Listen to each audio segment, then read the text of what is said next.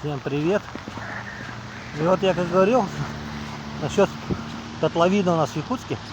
Вот посмотрите, левая сторона города, туманчик такой. И посмотрите правую сторону. Видите? Тумана у нас здесь нет. Это о чем говорит?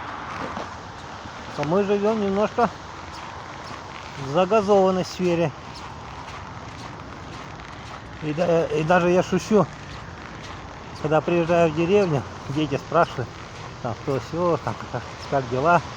Я говорю, как-то мне тяжело дышать здесь в деревне, не хватает газа.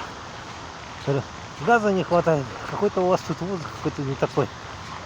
Ну это я шучу, конечно. Потому что мы городские уже привыкли к этой загазованности. Вот.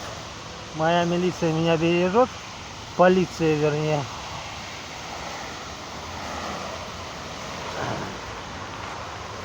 Вот наши